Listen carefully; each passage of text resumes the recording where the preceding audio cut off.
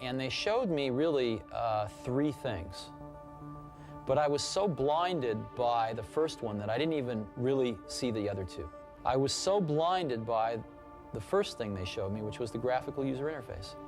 I thought it was the best thing I'd ever seen in my life. It's hard to imagine today's digital life without the actions we take for granted. Things like the effortless click of a button or the simple swipe across a screen. These actions are the keystones of our digital navigation, and they're all brought to life by the Graphical User Interface, or GUI. This digital scaffolding provides the framework for our interaction with virtually any modern device, from the continuously refined aesthetics of macOS and Windows to the sleek touches and swipes on iOS and Android. Each system offers its own architectural blueprint, shaping how we perform tasks, uncover information, and make connections. But despite feeling intrinsic to computing, the GUI is a relatively modern invention. Its roots intertwined with a history marked by global conflict, government and corporate-funded research, and of course, visionary rebels. And now, as we're witnessing new seismic shifts in this landscape, with new devices, interfaces, and ideas coming almost every month, the GUI finds itself at a crossroads, evolving and adapting to different devices, introducing new methods of interaction like natural voice commands, and even presenting itself differently in mixed and virtual realities. And there is more.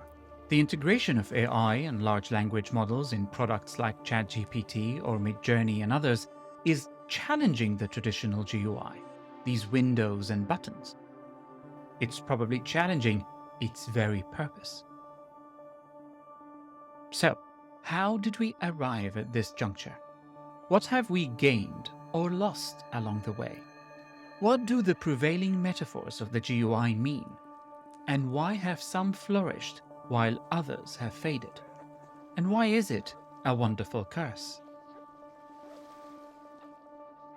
This video is a personal exploration into the history of GUI and its consequences. It's not trying to document the whole history of computing or even the GUI itself. And as we will see later, it is one of those things that is very difficult to pin down. It is an attempt to critically examine the GUI, dive into it a bit more, unravel its marvels, complexities, and most importantly, contradictions.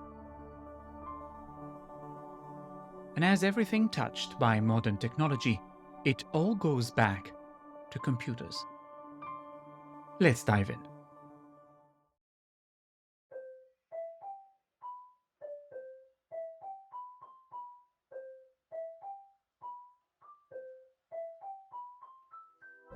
Originally, the term computer referred to people engaged in manual calculations, a concept that has deep historical roots. This began to change with innovative mechanical designs, such as Charles Babbage's analytical engine in the 1830s. Although Babbage had the vision, the machine was never fully built in his lifetime.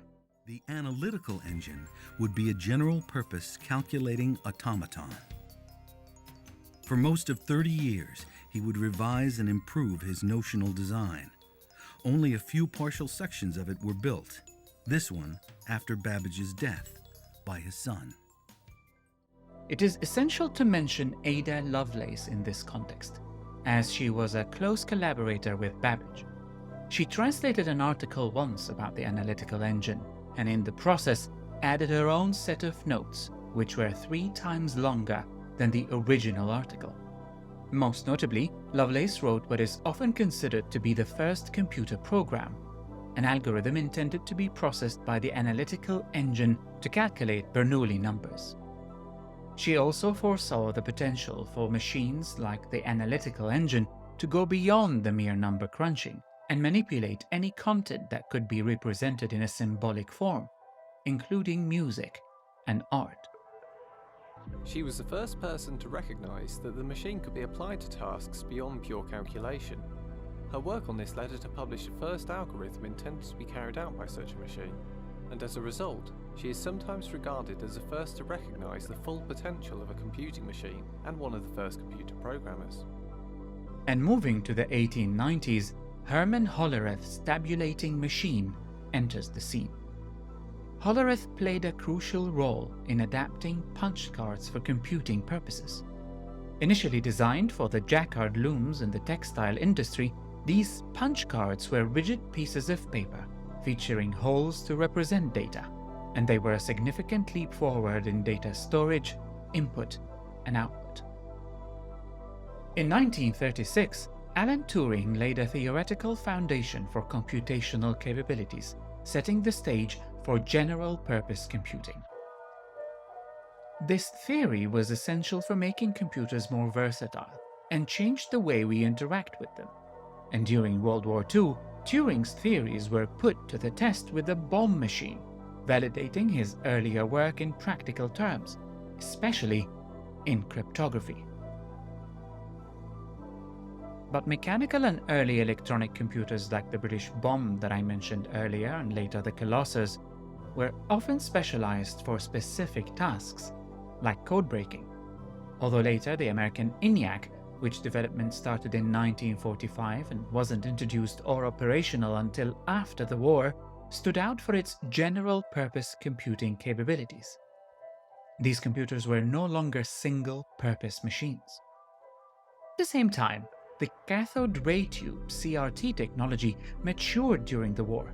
Originating from Carl Ferdinand Braun's work in 1897, CRTs were integrated into radar systems by the 1930s and 40s.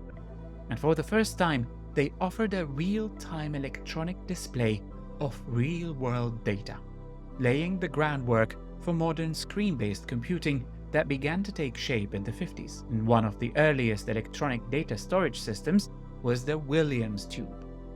This technology was crucial for early computers like the Manchester Baby, which became operational in 1948.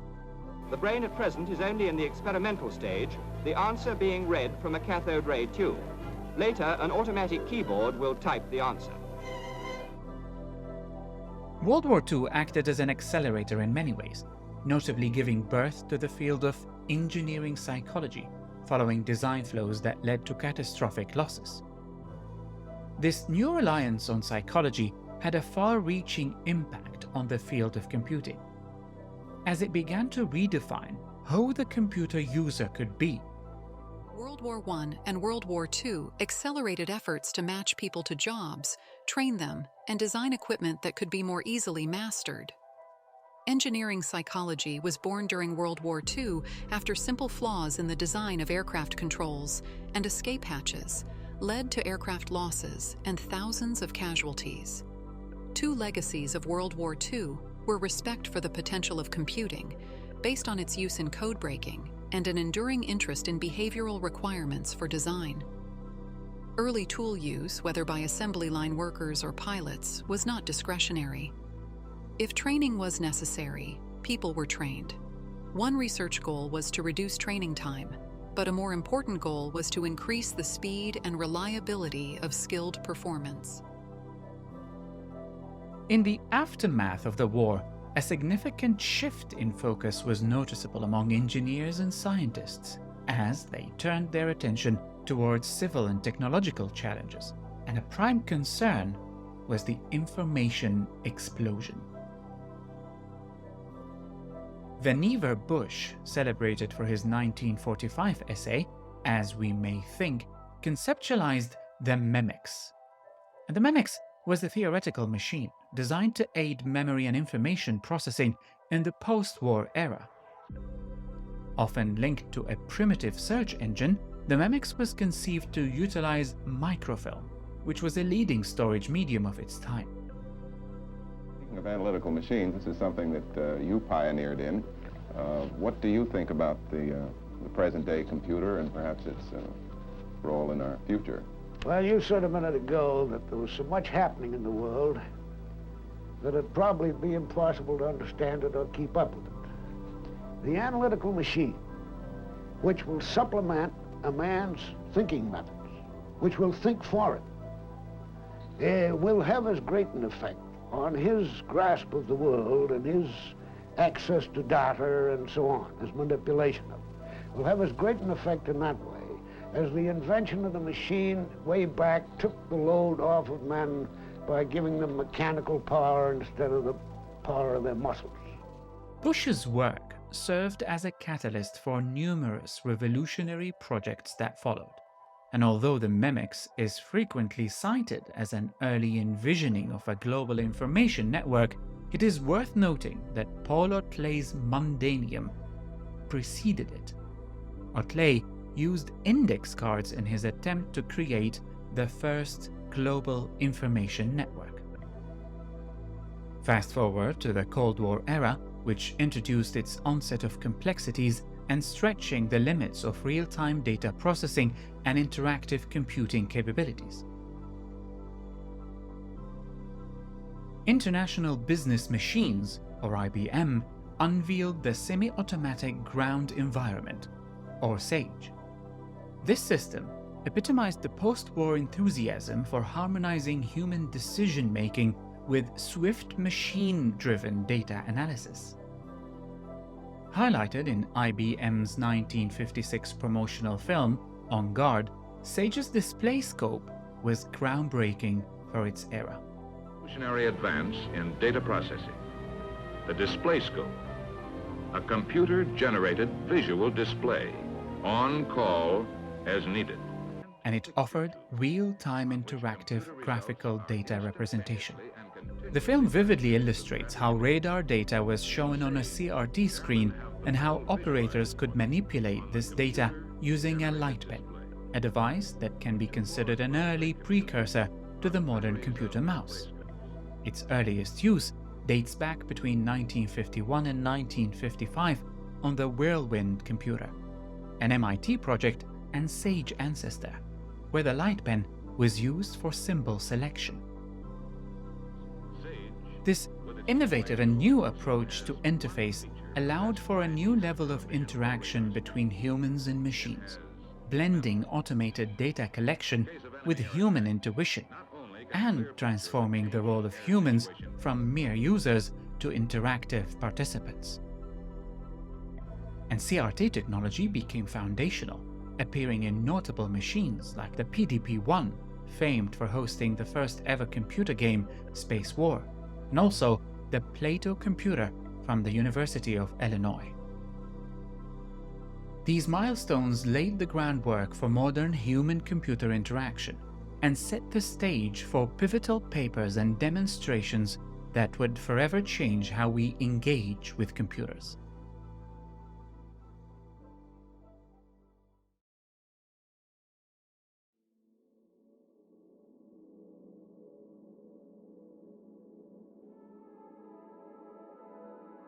As computing evolved into a multidisciplinary field, Joseph Licklider emerged as a pivotal figure, bridging human factors and information science to contemporary computing.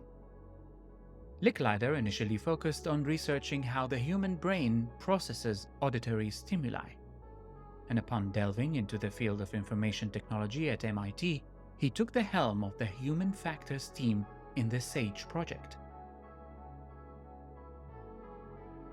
Before Licklider's time, the restrictions of vacuum tubes led to the belief that only a handful of computers would be needed globally. However, the introduction of commercially available solid-state computers in 1958 dramatically shifted this perspective.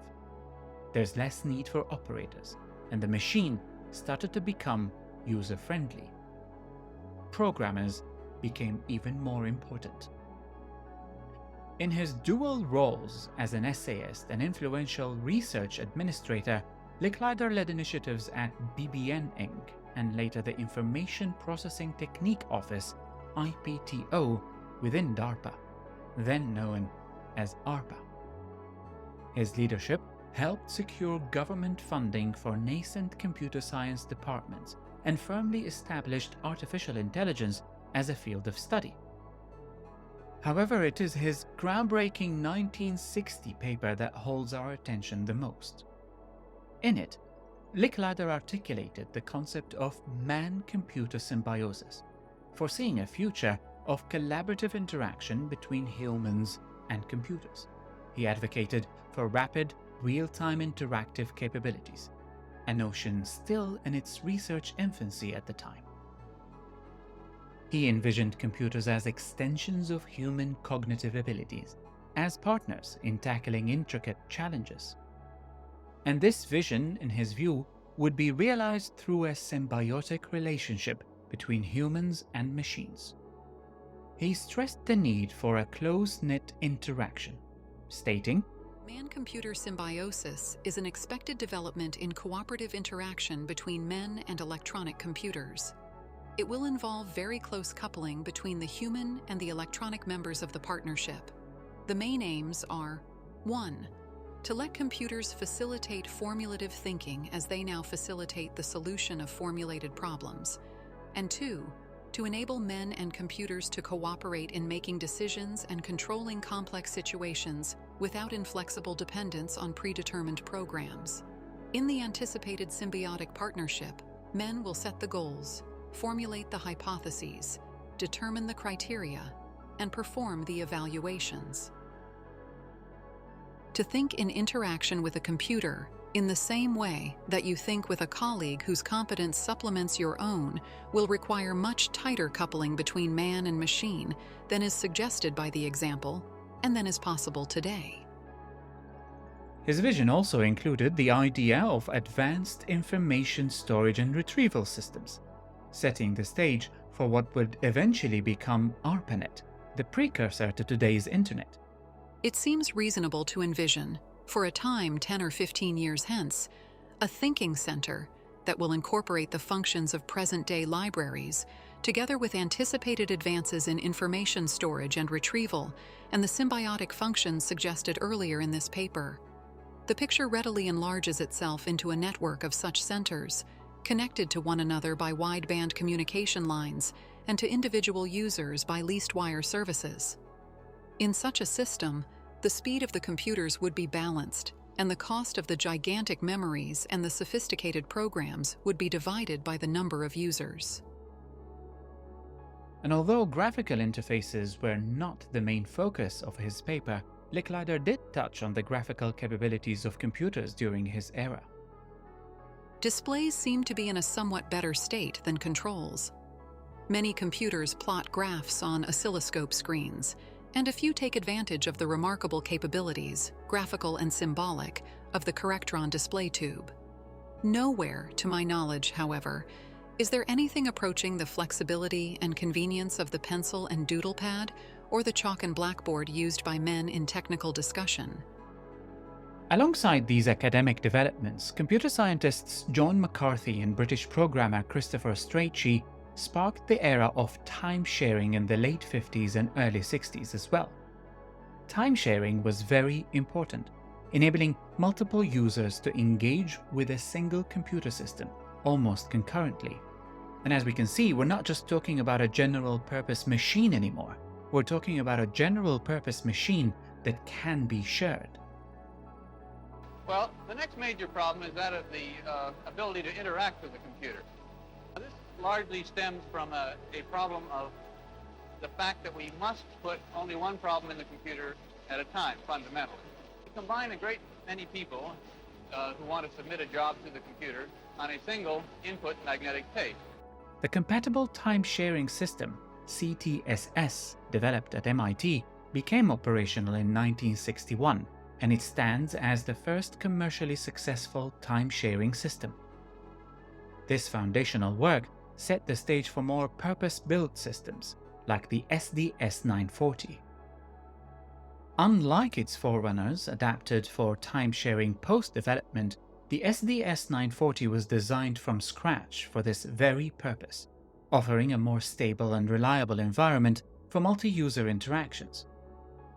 And as we will discover later, this machine would play a pivotal role in the advancement of interactive computing.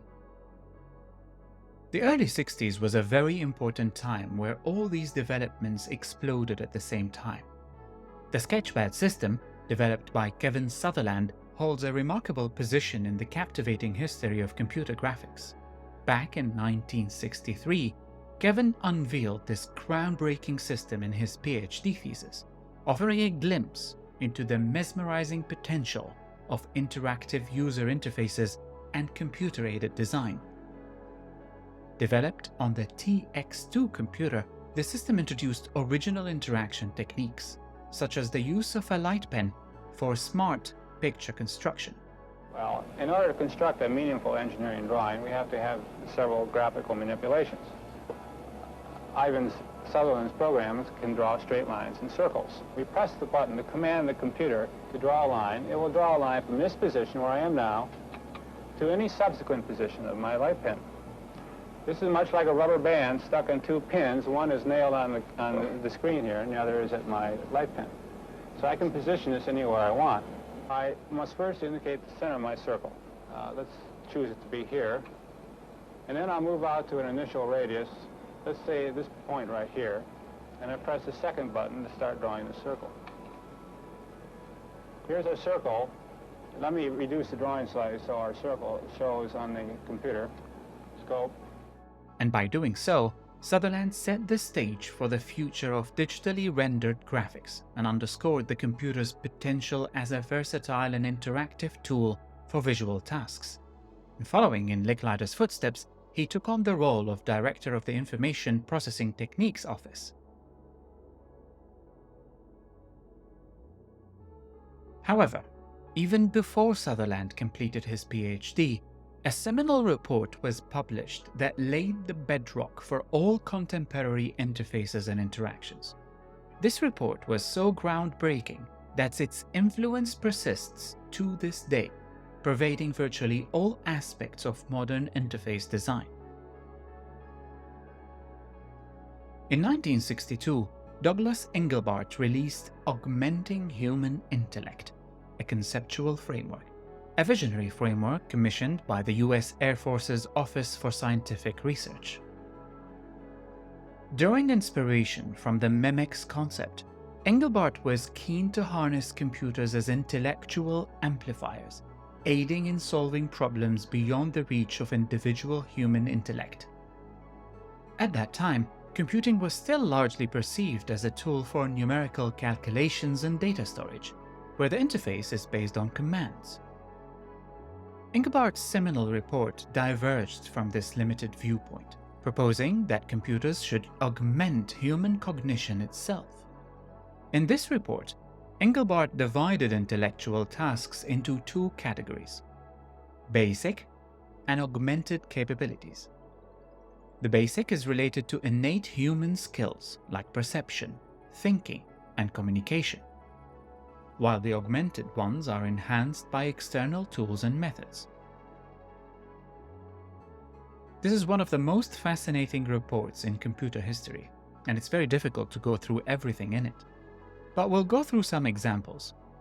Section 2 argued that a person's intellectual effectiveness wasn't solely governed by inherent intelligence, but could be amplified through various disciplines, like engineering, mathematics, and sciences. The process of developing this conceptual framework brought out a number of significant realizations: that the intellectual effectiveness exercised today by a given human has little likelihood of being intelligence limited, that there are dozens of disciplines in engineering, mathematics, and the social, life, and physical sciences that can contribute improvements to the system of intellect augmentation means, that any one such improvement can be expected to trigger a chain of coordinating improvements, that until every one of these disciplines comes to a standstill and we have exhausted all the improvement possibilities we could glean from it, we can expect to continue to develop improvements in this human intellect system, that there is no particular reason not to expect gains in personal intellectual effectiveness from a concerted system-oriented approach that compare to those made in personal geographic mobility since horseback and sailboat days. Section 3 offered concrete examples to support his framework. Suppose that one wants to link card B to card A to make a trail from A to B. He puts card B into a slot so that the edge-notched coding of the card's serial number can automatically be sensed. and slips card A under a hole-punching head, which duplicates the serial number code of card B in the coding of the holes punched in a specific zone on card A. Later, when he may have discovered card A and wishes to follow this particular associative trail to the next card, he aligns that zone on card A under a hole-sensing head, which reads the serial number for card B therein and automatically sets up the sorting mechanism. A very quick and simple human process thus initiates the automatic extraction of the next item on the associative trail. It's not unreasonable to assume that establishing a link would take about 3 seconds, and tracing a link to the next card about 3 to 5 seconds. While Section 4 laid out a strategic research roadmap, introducing the concept of bootstrapping, which aims to achieve quick wins in enhancing intellectual abilities. It is obvious that this report stems from generalized large view thinking. To carry this to something of a final view, relative to the research recommendations, we present Figure 5, which should be largely self-explanatory by this time. Activity A2 is lifting itself by the bootstraps up the scale of intellectual capability, and its products are siphoned to the world via A3. Getting acceptance and application of the new techniques to the most critical problems of our society might in fact be the most critical problem of all by then. And activity A4 would be one which should be given special help from A3. And towards the end, he proposed starting with a prototype system that involves a digital computer aiding the human in real life, particularly focusing on improving the effectiveness in computer programming tasks. We see the quickest gains emerging from 1, giving the human the minute-by-minute services of a digital computer, equipped with computer-driven cathode ray tube display, and 2, developing the new methods of thinking and working that allow the human to capitalize upon the computer's help. By this same strategy, we recommend that an initial research effort develop a prototype system of this sort aimed at increasing human effectiveness in the task of computer programming. This research agenda became the catalyst for all his subsequent research and was most famously presented during his iconic public demonstration.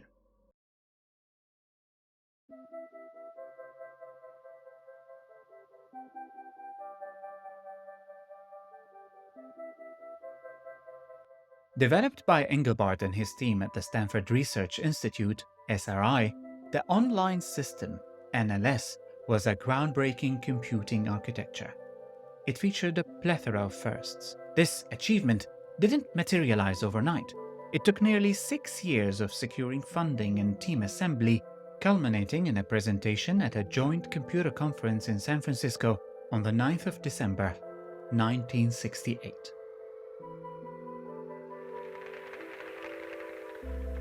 I hope you'll go along with this rather unusual setting and the fact that I remain seated when I get introduced, and the fact that I'm going to come to you mostly through this medium here for the rest of the show. And I should tell you that I'm backed up by quite a staff of people between here and Menlo Park, where Stanford Research is located, some 30 miles south of here. And if every one of us does our job well, it'll all go very interesting. The research program that I'm going to describe to you is quickly characterizable by saying, if in your office, you as an intellectual worker were supplied with a computer display backed up by a computer... The live demonstration was compelling not just for its technological advancements, but also for its narrative format. Engelbart's terminal was connected to a large-scale projection system, displaying on a 22-foot screen, while simultaneously linked via telephone to an SDS-940 computer located 30 miles away at the Augmentation Research Center within SRI. The demo showcased many functionalities and ideas that are still with us until today, from text editing and hyperlinking to nonlinear graphic text linking, underlying computers as instruments for augmenting human intellect. We're going to try our best to show you rather than tell you about this program. A very essential part of what we have developed technologically is what does come through this display to us. And I'm going to start out without telling you very much about the program and just run through a little bit of the action that this provides us. So in my office, I have a console like this, and there are 12 others that our computer supplies, and we try nowadays to do our daily work on here. So this characterizes the way I could sit here and look at a completely blank piece of paper. That's the way I start many projects. So with my Initially, Engelbart used a straightforward grocery shopping list to illustrate how databases could make daily life simpler by categorizing and displaying information. This wasn't as simple as we understand it today, especially with the introduction of what we will clearly see as an early form of text editing and hyperlinking between text elements in the same document and others. And made a shopping list. So it's got quite a few items on it, and if I want to, I can see that yes, those are numbered statements. And I can say there are ways I can scan down it, like I can point to 10 and say put it at the top, and I scan up, point to 23, and I got quite a few. And I remember that's about as far as it got when she said, well, call me back when you're ready to go shopping and I'll tell you the rest of the things. So let me jump back to the head of the list, and I can do things like begin to reorganize it a little bit. Well, I see. The system also allowed users to flip between textual and graphical views seamlessly, making it easier to navigate complex information structures. So this tool, in pursuing those goals, one of our principal tools is this computer aid system. Let's talk about it as a system. There's a link sequence to jump in there too, where we talk about NLS, meaning the online system, a very general term. It's going to be NLS for many, many years, an online system that will evolve. Right now, we consider it to be primarily an instrument and a vehicle for helping humans to operate within the domain of complex information structures. What do we mean by operate? Well, compose, study, modify is the place we started now. We know there are many other analytic things you could do, but we want to get around, study, and modify. Key segments of the demo were dedicated to the control techniques, where the mouse was introduced. Where you can see the devices that I'm using. I use 3, and they're not all standard. We have a pointing device called our mouse, a standard keyboard, and a special key set we have here. And we're going to go for a picture down in our laboratory in Menlo Park and pipe it up. That'll show you another point of view more about how that mouse works. Come in, Menlo Park. Okay, there's Don Andrews' hand in Menlo Park. And in a second, we'll see the screen that he's working and the way the tracking spot moves in conjunction with movements of that mouse. I don't know why we call it a mouse. Sometimes I apologize. It started that way, and we never did change it. All right. As it moves up or down or sideways, so does the tracking spot. And the principles for its operation are quite easy to see. If you'll turn it over, Don. The principle is that there are 2 wheels that roll on the surface. But since they're at right angles and kind of sharp edges, the actual idea of a rolling handheld pointing device came to Engelbart one day when he was at a computer graphics conference. As he often did, he was feeling like an outsider because everyone was talking, and he was uncomfortable and having trouble making himself heard. On this particular occasion, he thought to himself, how would you control a cursor in different ways? His mind drifted off and focused on a device called a planimeter, a simple mechanical device that allows the user to trace the edge of a 2-dimensional image and instantly calculate its area. He remembered seeing one in high school and being fascinated by it. His teacher had explained its inner workings. He thought about the 2 wheels he remembered the planimeter used for tracking, and as he did, everything magically came into form. Adding to this, and in a book of dialogues with him by Valerie Landau and Eileen Clegg, The Engelbart Hypothesis, he says, a fellow named Bill English built the world's first mouse. Bill was an extremely effective guy. I had sketched out the idea fairly quickly in a little notebook, and I gave it to Bill to build. He went home and carved a piece of mahogany and built the world's first mouse. I couldn't have done it without Bill. but the patent attorney at SRI did not agree that Bill English should share the patent. The original mouse had the cord in front, but we quickly moved it to the back end to get it out of the way. It was a simple mechanical device with two perpendicularly mounted discs on the bottom. You could tilt or rock the mouse to draw perfectly straight horizontal or vertical lines. Or you could give the mouse a push and lift it off the desk and watch the cursor continue moving while the disc was spinning. No one can remember who coined the term the mouse. It just looked like a mouse with a tail, and we all called it that in the lab. I thought it would be called a servo control unit or something like that, but the name mouse just took. The keyboard was relatively standard for the time, but had additional control keys tailored for the NLS system. One of the most innovative aspects of NLS was its user interface, which relied on a verb-noun command language. This design paradigm mimicked the structure of natural language, where actions, verbs, are applied to targets, nouns. In the context of NLS, this meant that users could execute commands using a syntax that was more intuitive than the esoteric command languages of the time. On these, copy a word, say that word might copy after itself.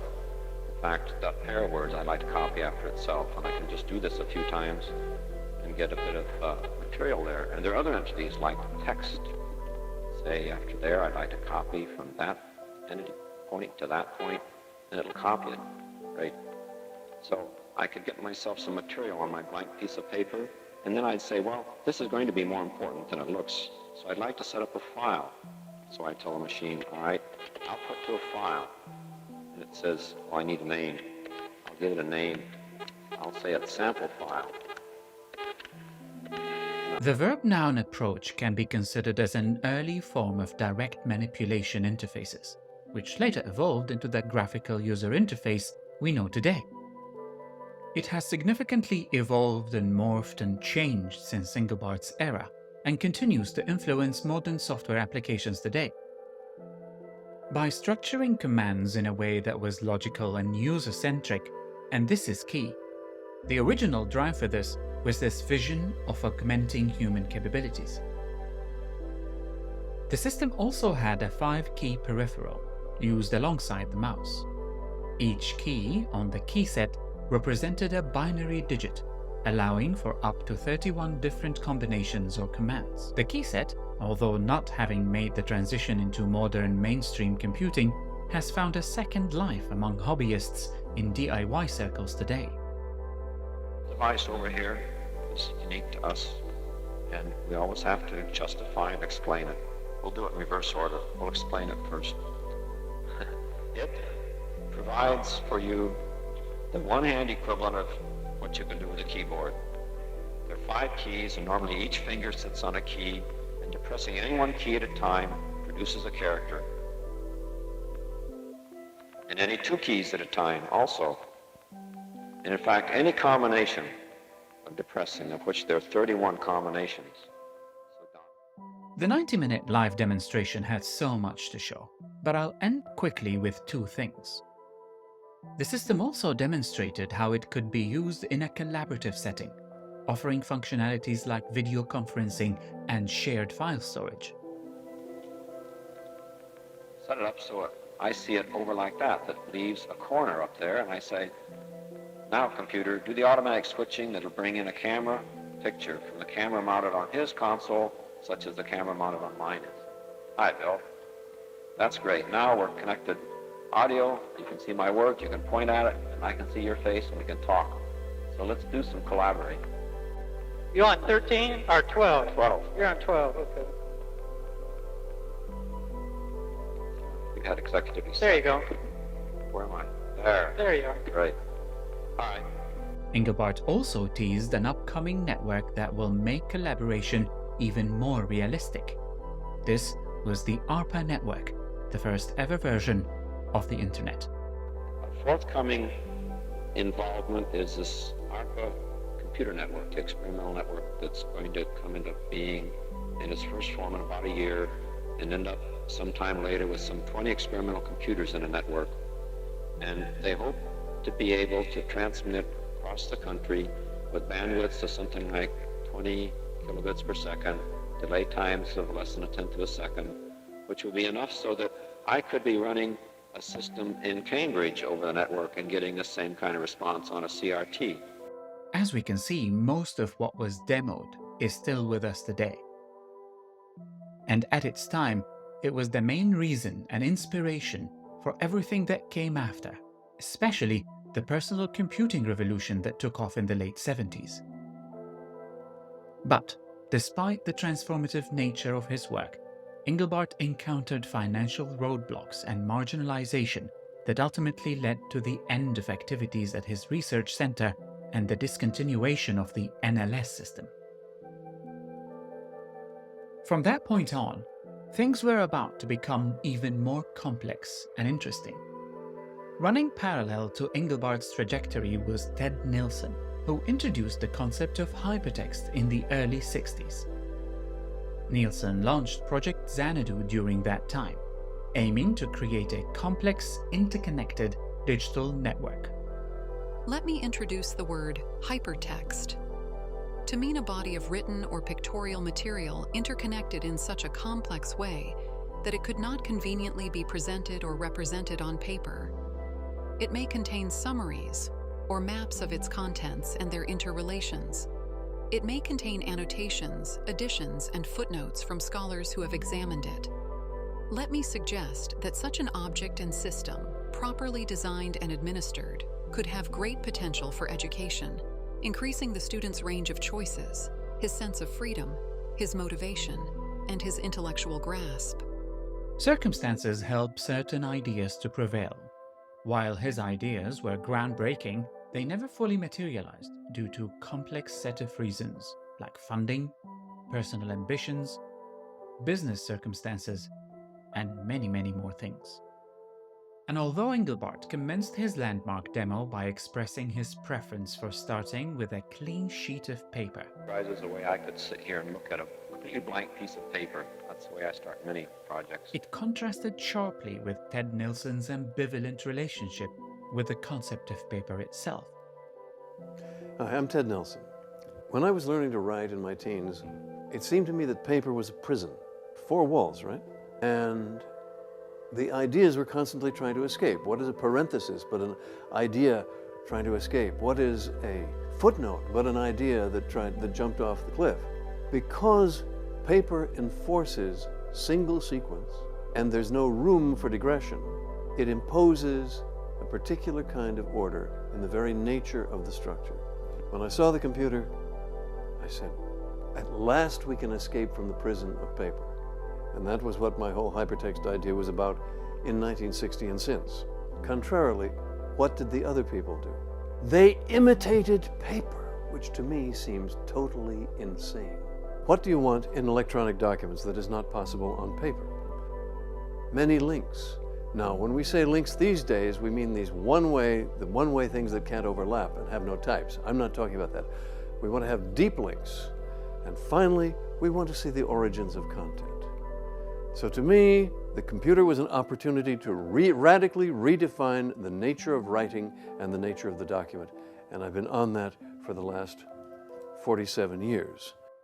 Nelson's ideas will stay with us, and we will come back to them in detail later. Another important development of that time came from the RAND Corporation, which was engaged in pioneering work in computing and computer research. Cliff Shaw, a computer programmer at RAND, was the key person behind JOS, the JONIAC OpenShop system. JOS was designed as an interactive, time-sharing programming language, primarily aimed at helping economists at RAND and other non-computer specialists to perform non-computational tasks easily. And while JOS was well received, one common feedback from users was their discomfort while typing. And this led to the development of the RAND tablet around 1968 as well. One of the key people behind the RAND tablet was Tom Ellis, who worked on the tablet's ability to recognize handwritten input through a stylus. The point follows the operator's hand motions as though attached directly to the stylus. When the pen is pressed lightly against the tablet, the pen switch closes and the system responds by providing an ink track on the display. The system developed to operate with the RAND tablet was called GRAIL, an acronym for the Graphical Input Language. What set GRAIL apart from other computing systems of its time was its departure from keyboard-based interactions altogether. It introduced very novel concepts like window controls and gesture recognition, allowing users to interact with the computer in a more intuitive manner. The ink track by the corresponding stylized symbol. A group of virtual buttons is represented at the top of the display by the labeled areas. System function is obtained by pushing on the corresponding area. This scene illustrates some of the flowchart symbolism. First, we erase a flow arrow, then move the connector out of the way so that we may draw a box in its place. Printing in the box is being used as commentary only in this case. The box is slightly too large, so we may change its size. It is clear that the 1960s were pivotal years that reshaped our understanding of what computers are, their capabilities, and who could benefit from them. Inspiration was building up from multiple sources, making the modern vision of computing seem increasingly attainable, even though it had not fully materialized. Yet, the graphical user interface of today is still deeply rooted in analogies to paper-based systems, featuring elements such as folders, desktops, and to a certain degree even file structures. Ted Nelson wasn't the only one who wasn't very happy with this approach. But how did that approach prevail, and why? As the fascination with computers swelled, corporate investment followed. The landscape of computing began to evolve through a nuanced interplay of individual convictions and some genius strategic marketing. It is this transformative journey that we're about to explore in greater depth.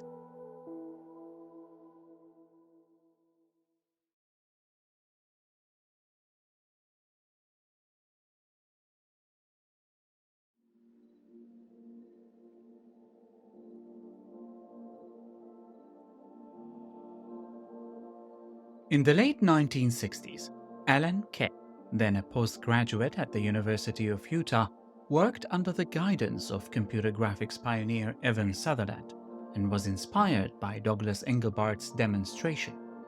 While still a PhD candidate, Kay conceptualized the Kiddie-Comp, a vision for a child-friendly interactive computer rooted in his belief in the educational power of technology.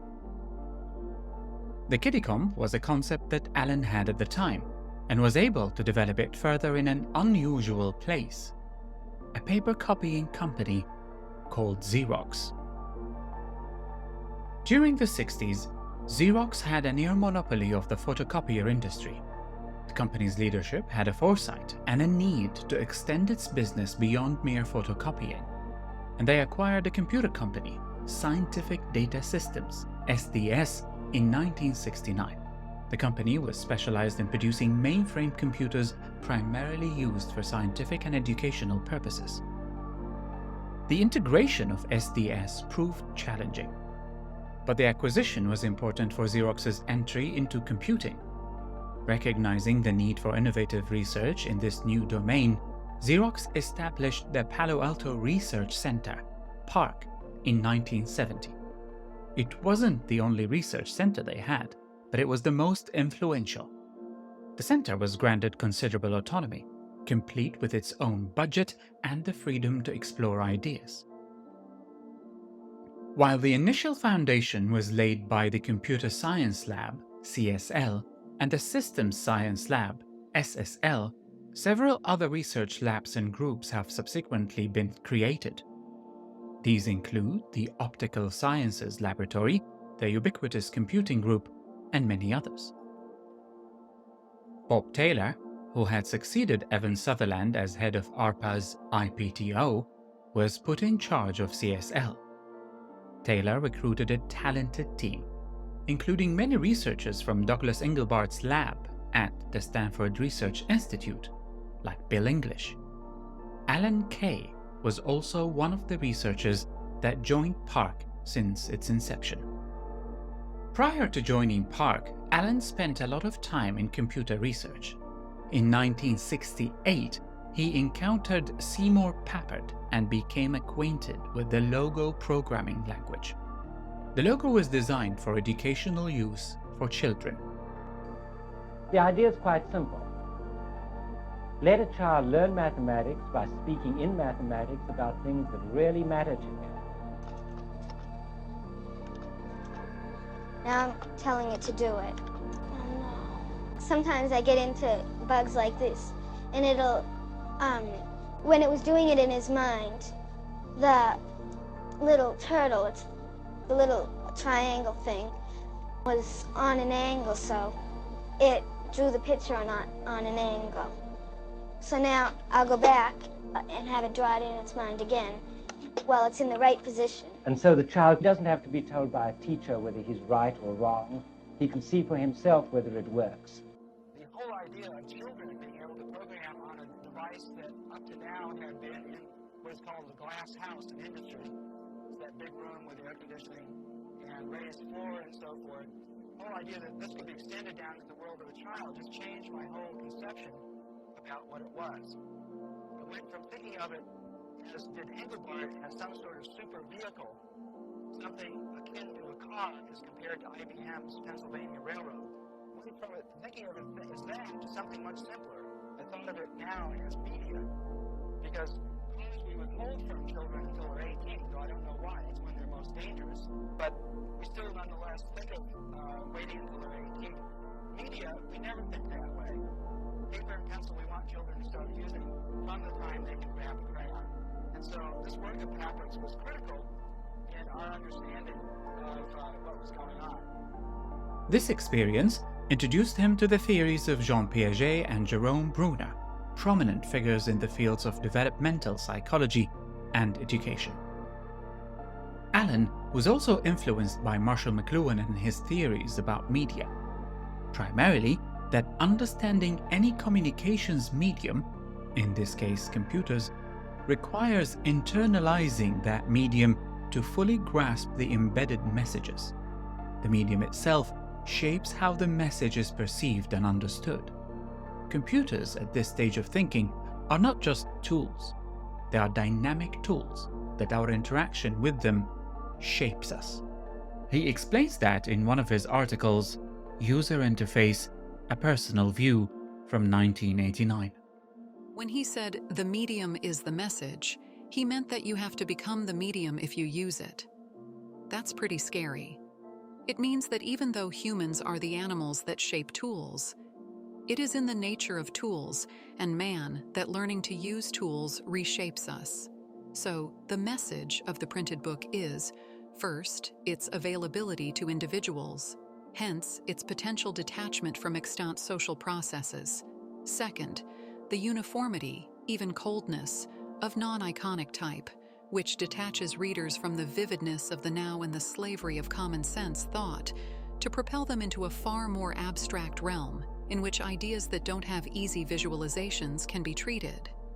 Though much of what McLuhan wrote was obscure and arguable, the sum total to me was a shock that reverberates even now.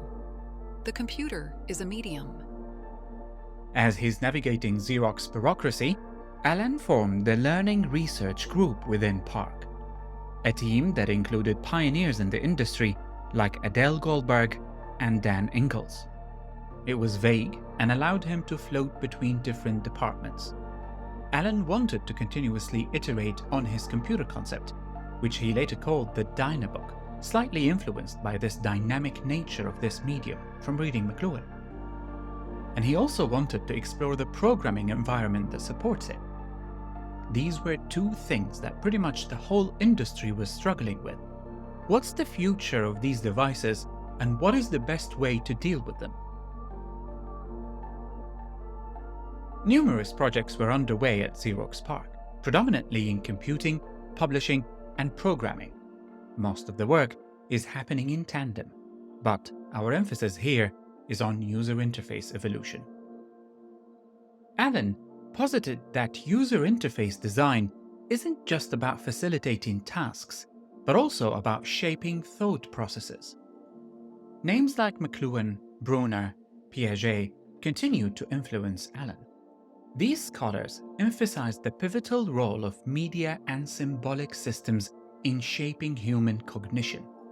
Brunner's theory of cognitive development is particularly relevant, as it describes a progression from inactive to iconic to symbolic stages of understanding. First, we learn through inactive representation.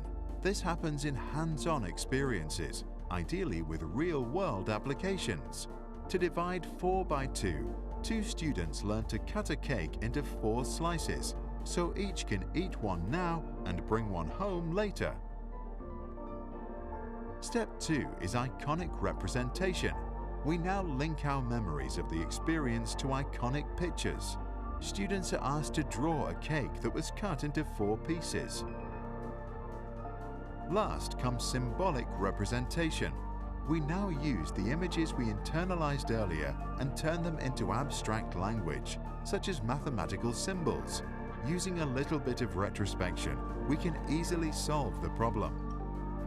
These symbols, such as words or mathematical notations, allow for the understanding and communication of complex ideas, like teaching children how to program. In addition to this, there was Jean Piaget's theory around cognitive development, which was close to Brunner's and helped shaping Allen's thinking.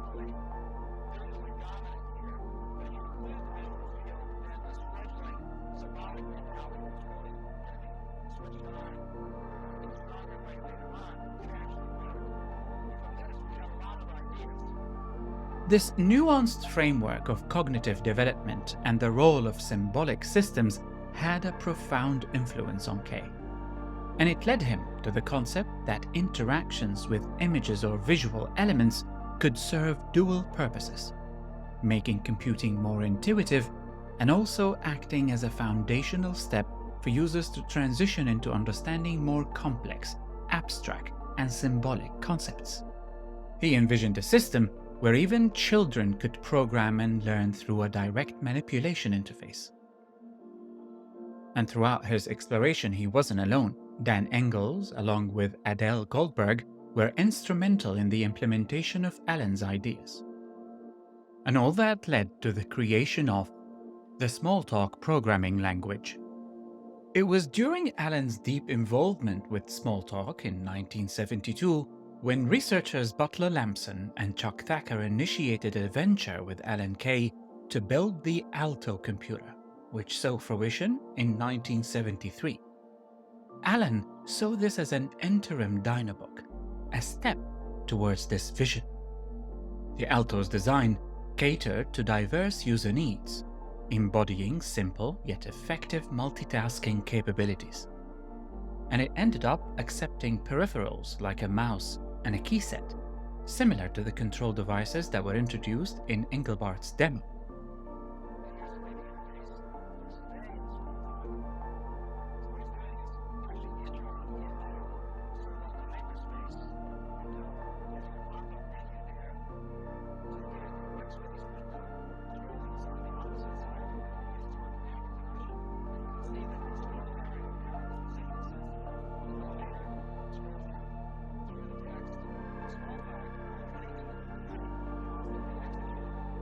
Smalltalk served a dual role. It was a graphical development platform similar to modern visual integrated development environments, or IDEs, and it also acted as the interactive environment within which it operated. This is very important. Here's where the nuanced difference between Smalltalk and an operating system comes into play. Modern IDEs, like Visual Studio for example, are layered on top of existing operating systems, such as Windows or macOS. These IDEs offer a variety of tools for coding, debugging, and deploying applications. But they don't alter the foundational functionalities of the operating system. In contrast, Smalltalk was designed to blur these boundaries significantly. While it didn't manage hardware resources or handle low-level tasks, it did serve as an environment layer that sat on top of the actual operating system. Upon its launch on the Alto computer, Smalltalk transformed the operating system's user interface, substituting its standard appearance and functionality with its own graphical and development environment. This meant that Smalltalk wasn't just a programming language.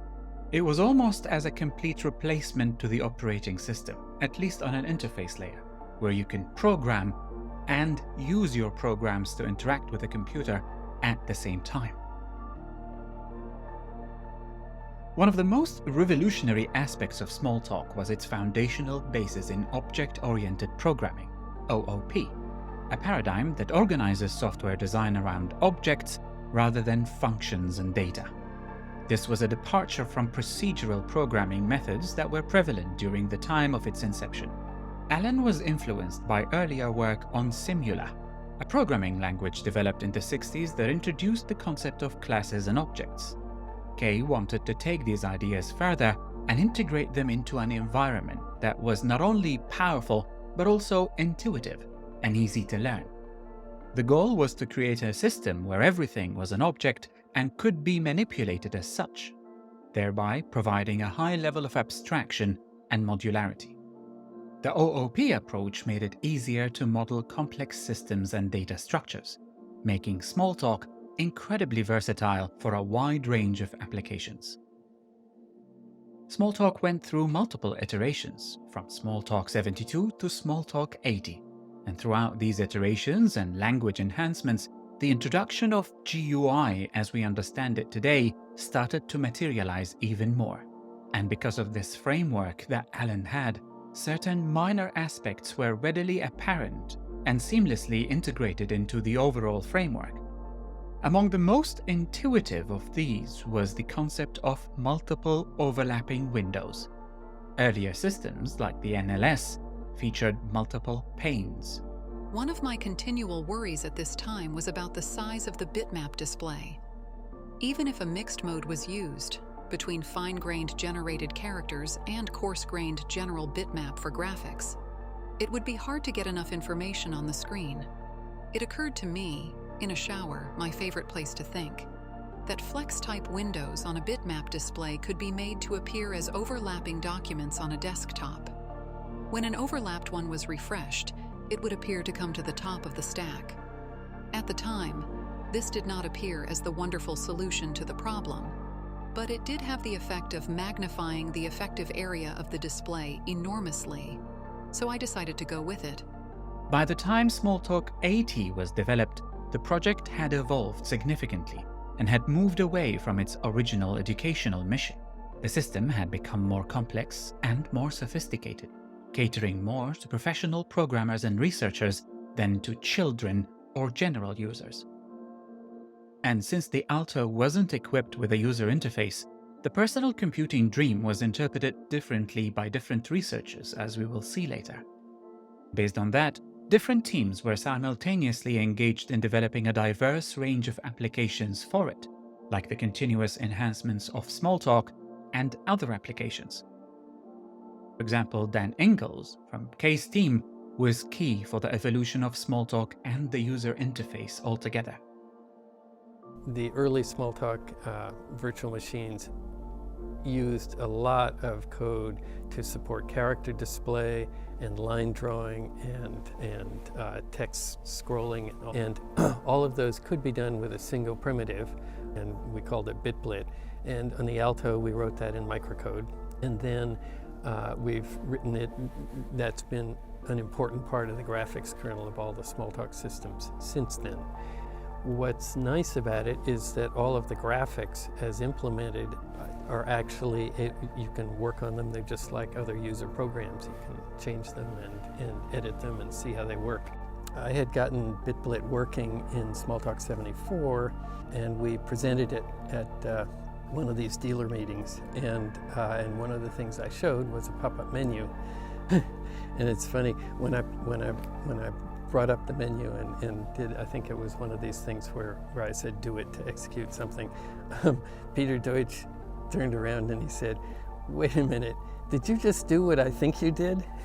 Yeah, and so that was the first time that we showed pop-up menus. And although a lot of the graphical user interface elements that we interact with today are originally coming from Smalltalk, that team wasn't the only one working on applications. In 1973, Larry Tesler joined Parc, specifically the Parc Online Office System team, or POLOS, while also collaborating on Smalltalk with Alan Kay's Learning Research Group. He was intrigued by Kay's overlapping windows and his search for modeless interfaces. Tesler was managed by Bill English, who worked with Engelbart and was behind the mouse with him as well. Tesler felt that the NLS system was too mode-heavy and intricate for everyday document editing. In 1973, I was invited to come to Parc. I hoped that I would work on Smalltalk there and interactive page makeup, but the group they put me in was called POLOS, the Online Office System. The group was mostly from SRI, where they'd worked for Doug Engelbart on NLS. And I loved NLS, and I was glad that the group had chosen it as the basis of their office system, except for one thing.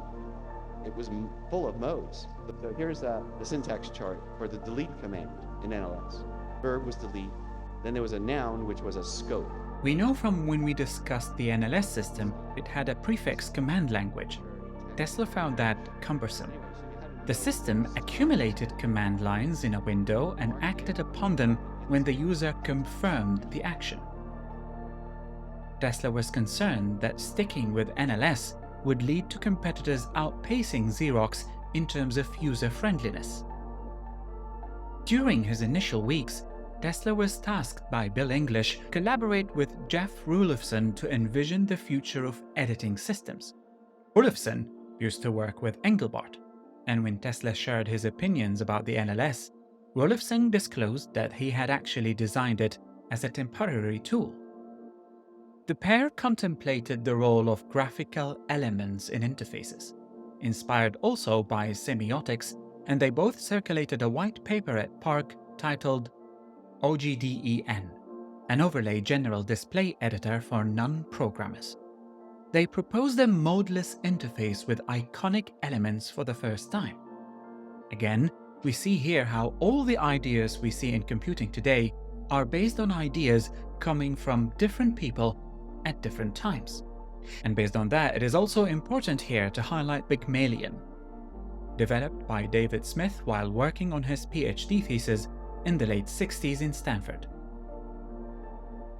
Pygmalion introduced the concept of icons as graphical elements representing not just data, but also operations and actions. So the process was collaborative brainstorming using a blackboard and solving problems by visual inspection, both of which are powerful problem-solving techniques.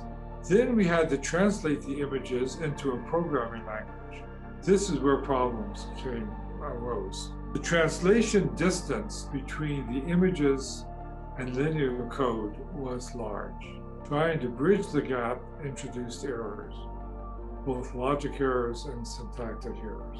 It occurred to me that if we could just directly execute the images, we'd be done, and it would eliminate a whole class of errors. It seemed to me that people might have an easier time with this way of instructing a computer, particularly people who had never programmed before. What is an icon? Well, there's one subtle characteristic. An icon in the computer sense is an image on a computer screen that has two kinds of semantics. Visual semantics, what it looks like, and computer semantics, how it behaves in the system. Here are a few icons from Pygmalion, and they're all programmer icons. Things like variables, conditionals, procedure calls, data structures. Smith went on and joined Alan Kay's group later and developed his Pygmalion system. I incidentally used the brand new Alto computer that the Parc people had invented and the brand new Smalltalk language, programming language, which Alan Kay's group had invented. This work was done in the early 70s, 5 years before the Apple II came out, and 10 years before the Macintosh. The first thing I do is I create an icon for the function using the create operator, and then I create a couple more sub-icons for the argument and value, maybe some crude graphics, and I think I'll hide the border. And so there's my icon for the factorial function. Well, let's try it out. So I'll type a value in, say 6, and I'll say eval. Pygmalion had an eval function just like this. Well, it doesn't have any semantics yet. I haven't told it what to do. But every code thread starts with one operator, the trap operator, which, if it's ever reached, comes back to the programmer asking for what to do next. Back to Tesler now. Tesler's research indicated that mode-heavy systems were problematic, a finding that was accepted by his colleagues, largely to Rulofson's openness to change. And after that, Tesler got the opportunity to work on a project for textbook publisher Ginn & Company, which led to the development of GYPSY, a text editor that incorporated modeless interfaces. Reverse the order of the commands or anything like that. Jeff was a great collaborator because the people who were from Engelbart's group respected him very much and knew that he had done the prefix syntax, but he actually was very open-minded about it and very willing to consider alternatives. So together we wrote a memo called the Intuitive Typewriter. Cut and paste were mentioned, and in fact he and I had written a memo in February when we first got to Parc where I threw cut and paste into there. So it was starting to...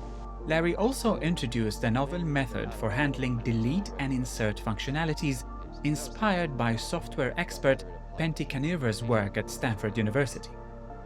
The method involved the sequence of keystrokes to delete and undo deletions. And while working at GYPSY, Larry adapted this idea to create a more streamlined system for moving text within a document. And they coined the terms cut, paste, and copy and paste. They coined the terms cut, paste, and copy, paste to describe these actions. And this was one idea that I had. So Ginn hired somebody who was kind of an early usability engineer and software engineer called Tim Mott. And they invited him to come to their office in Massachusetts and do an ethnographic study. So he did that and then came out to California, still a Ginn employee at that time, and started working with me on what we ended up calling GYPSY. He was the one that gave it the name. The way we did GYPSY was we took another editor that was just brand new at the time called Bravo. Bravo, developed by Butler Lampson and Charles Simoni around 1974, was one of the earliest WYSIWYG editors. WYSIWYG stands for What You See is What You Get. The term describes a system where content displayed during editing appears very similar to the final product. Everyone is thinking within a paper context still.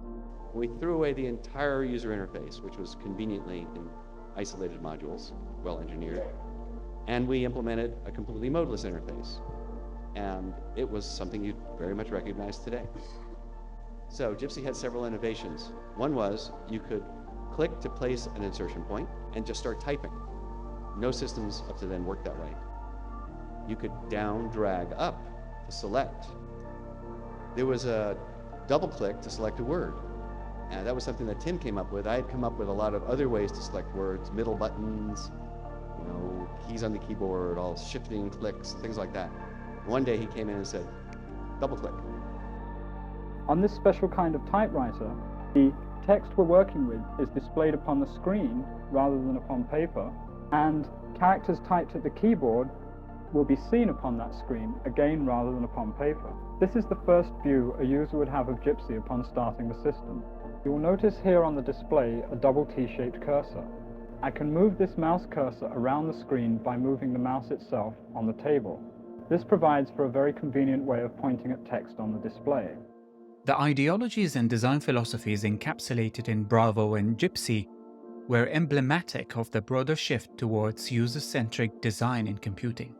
The juxtaposition of Bravo's moded and GYPSY's modeless interfaces showcased the tensions and the evolution in thought regarding user interface design at Parc. Both moded and modeless interfaces stay with us today, albeit in different contexts.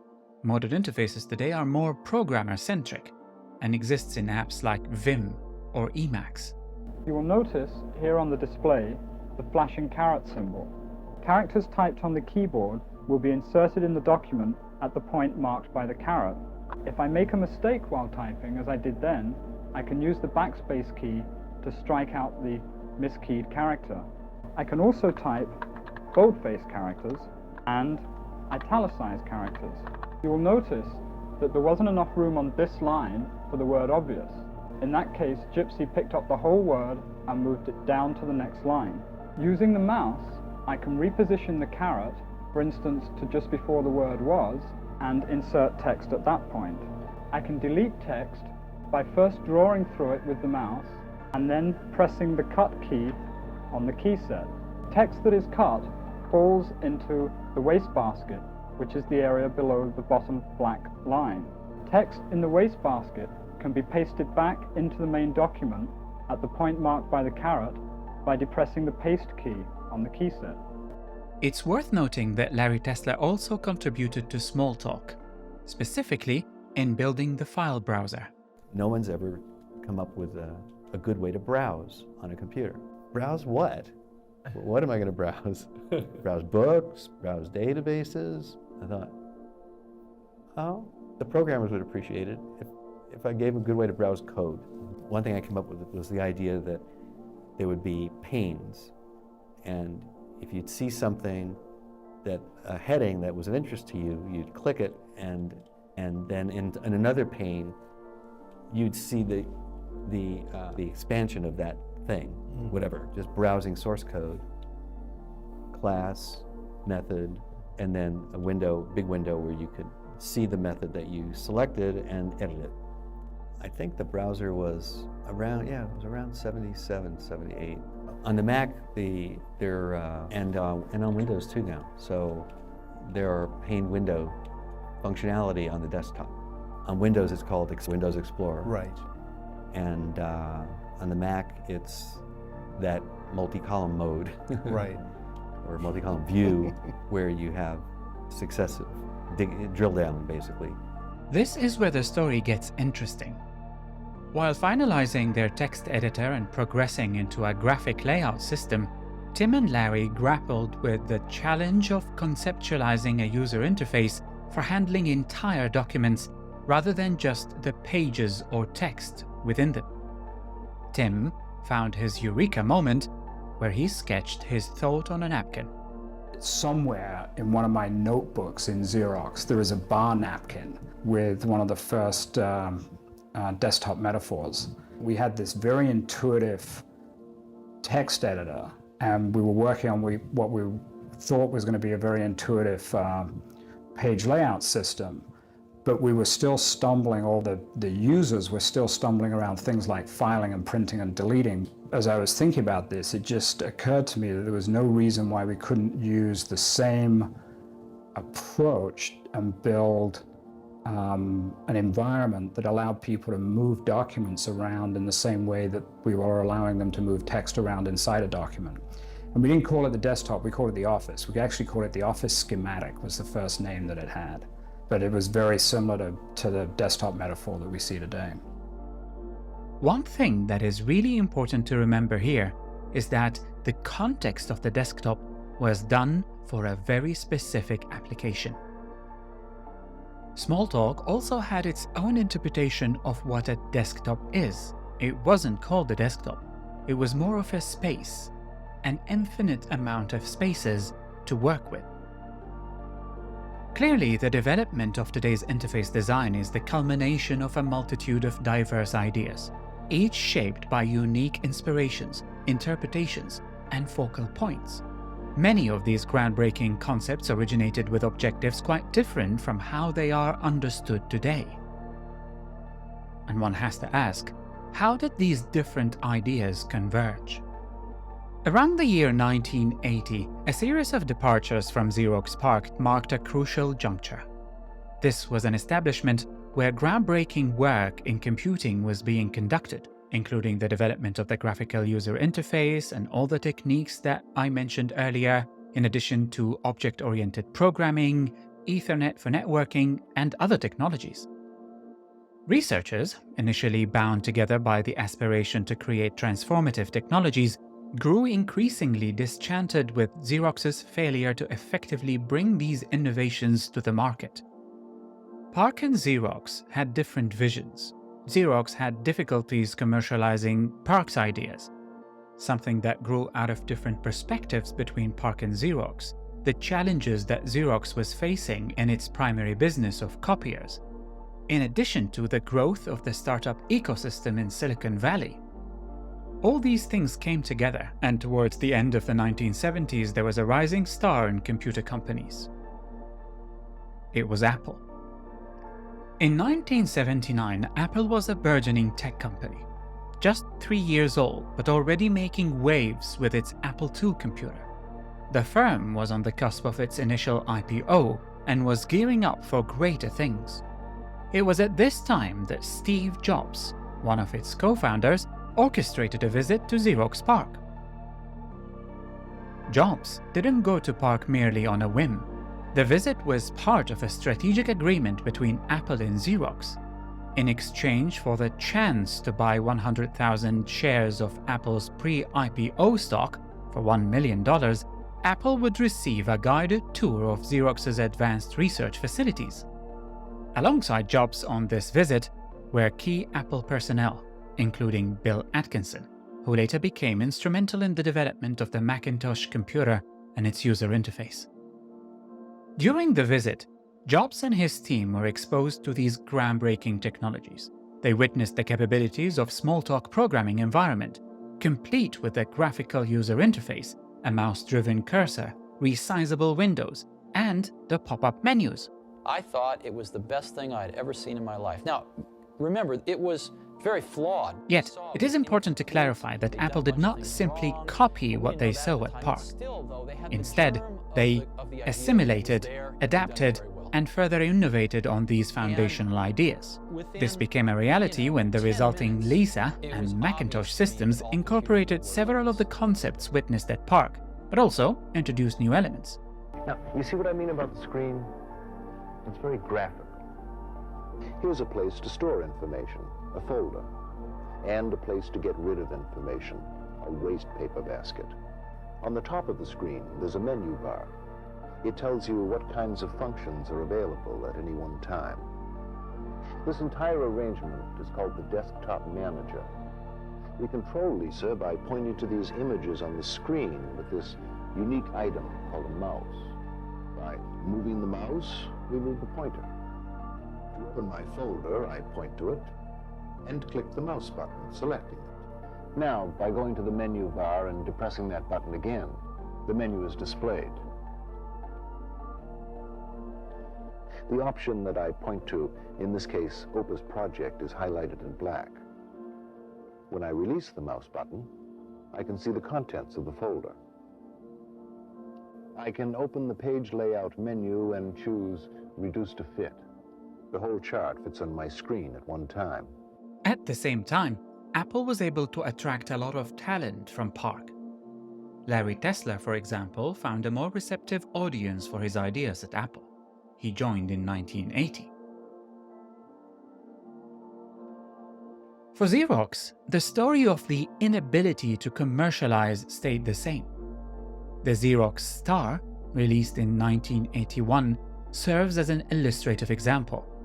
Although it was intended as a commercial product, its prohibitive cost and hardware requirements made it largely inaccessible to the general public. Despite this, it was a big step in the evolution of UI design. The Star incorporated many UI elements that are now commonplace, and of course originated in Parc at different times. The lead interface designer for Xerox Star was David Smith. I'm David Smith. I'd like to introduce you to the Xerox 8010 Star information system. This is a new computer designed for office professionals. The mouse has a ball on the bottom that rotates as the mouse slides across a flat surface. This moves a cursor on the screen in corresponding motions. This turned black because I pointed to it with the mouse and clicked the mouse button. We call this selecting the object. 3270 and teletype terminals, printers, and in and out mail baskets. All these ideas that were worked on at Parc found a unified expression in Lisa. And while the system wasn't commercially successful, largely to its prohibitive cost as well, and hardware limitations, it offered the general consumer a first glimpse into the future of human-computer interaction. And as it was the time for the rise of personal computers everywhere, the IBM PC and its clones were gaining a stronghold in the market. These computers ran on DOS, or the Disk Operating System, and were mostly text-based, utilizing the command line interface. Vision was one of the first attempts to bring a graphical user interface to the IBM PC platform. You open your 3 spreadsheets, one for marketing, administration, and total budget. It was designed to be launched from the DOS command line and provided a rudimentary graphical environment that allowed users to manage files and run applications in Windows. It offered IBM PC users an alternative to the text-based interface, albeit with limitations in terms of functionality and user-friendliness. However, like the Lisa, Vision suffered from high costs, both for the software itself and the hardware required to run it, and that limited its adoption.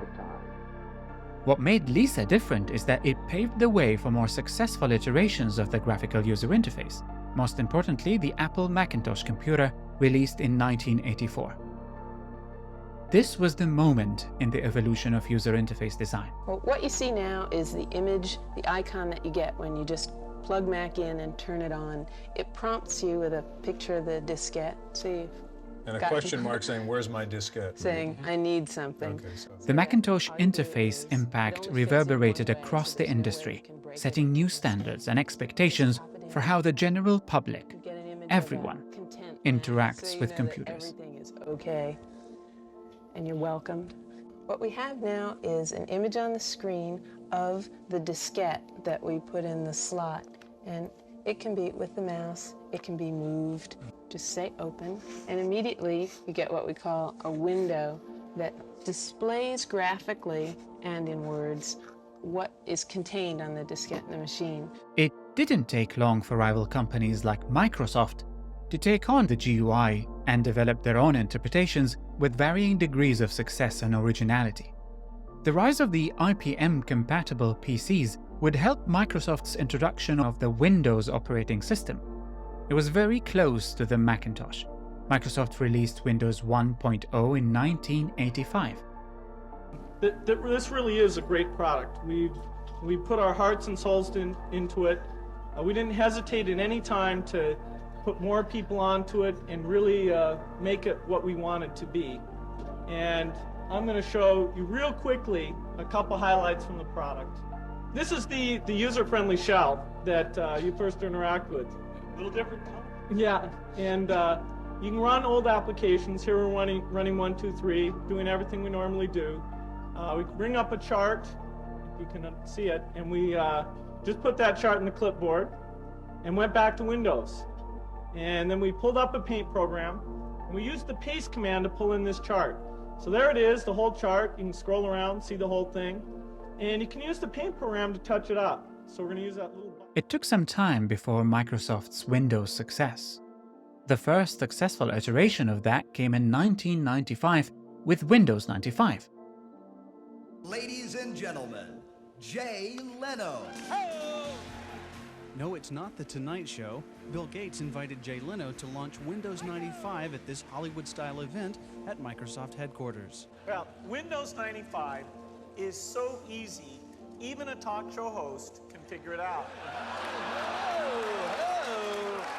You got your taskbar, let's go right down there.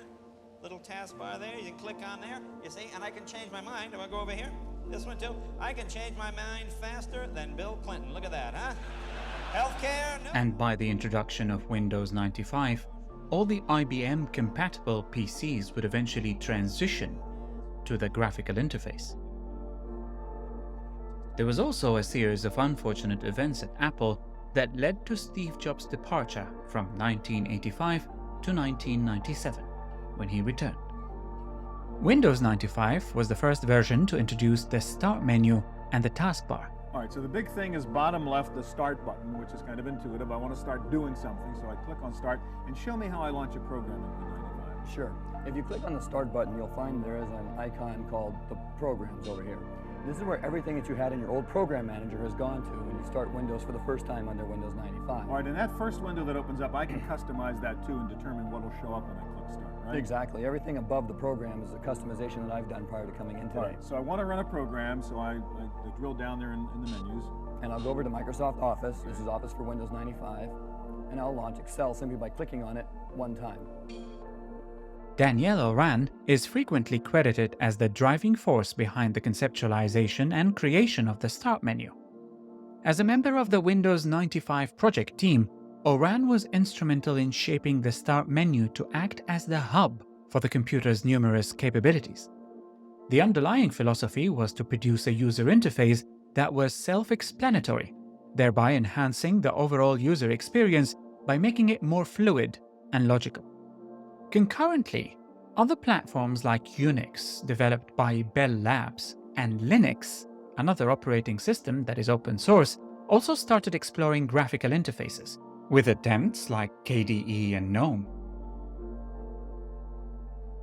And all of these attempts of the graphical user interface was to build an operating system that uses exactly the same metaphors that came on the Xerox Star for the first time: the desktop and the Windows. The Amiga computer, developed by Commodore, was a significant player in the personal computer landscape during the 80s and early 90s. One of its notable features was its graphical user interface as well, known as Amiga Workbench, in 1985.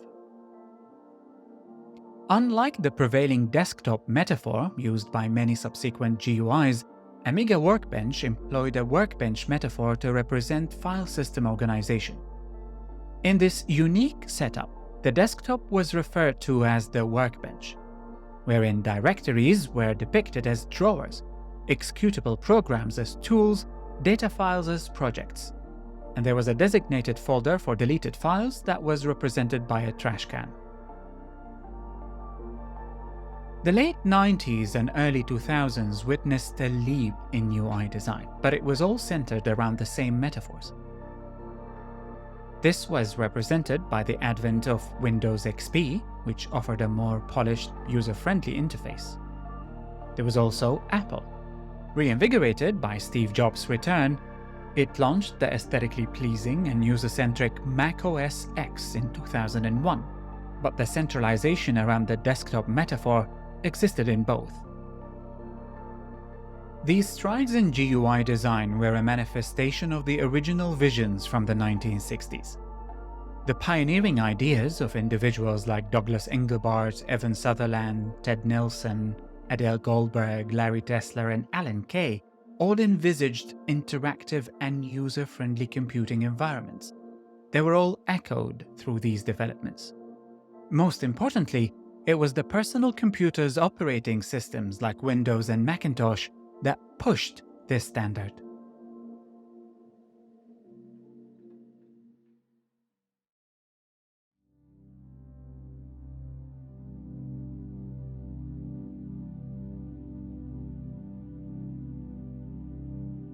But the story isn't as charming as it may appear.